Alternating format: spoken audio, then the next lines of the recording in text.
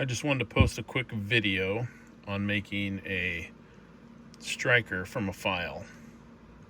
I know there's 1,000 videos out there about it, but I just wanted to give a couple quick tips.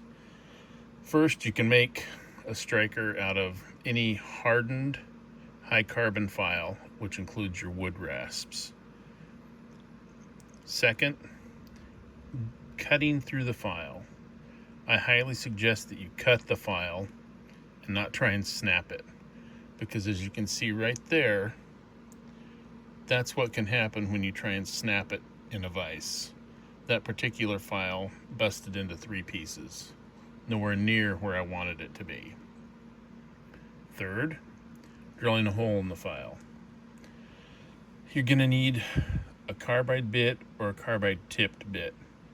Yes, at the bottom of the tang, which is the very skinny part of the file, you can drill a hole with a really good drill bit.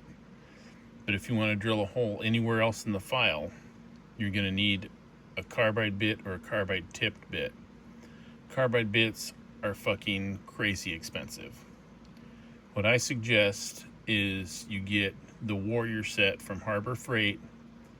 It's a carbide tipped set for tile and glass. That will drill through a hardened file.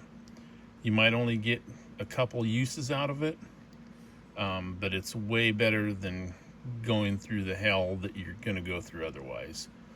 Now, to start the hole, if you're drilling in the face of the file where all the grooves are and the cross hatching, you're going to need to grind a small flat spot like I did to the one on the left. And then you're going to need to use some type of punch, a hardened punch, to make a little divot so your drill bit will sit in that divot and get started in the right spot. Otherwise, it's going to walk all over the place. And then, of course, you'll want to grind at least one edge. You can see on this one what I did. I ground it smooth. I left the other edge with the grooves in it just to have. Now this is a farrier's rasp, which works awesome. It's a little heavy. Obviously the one on the right is going to be way too heavy to carry around your neck. I do carry the one on the left, which is 2 3/4 inches by 2 inches. And I've sanded down all the cross hatching so it doesn't cut your fingers, which can be a little brutal with a farrier's rasp. And then I just use an angle grinder to cut the file, because it's probably not going to snap where you want it to. No matter what all these other YouTube guys are saying and what they show in their videos, that right there is the proof that it doesn't always snap where you want it to. And if it snaps close to where you want it to, you're still going to have to grind the edge square, which you can use the angle grinder for.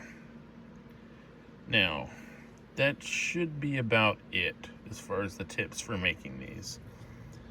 One thing I will say is take anything YouTubers say, myself included, with a freaking grain of salt.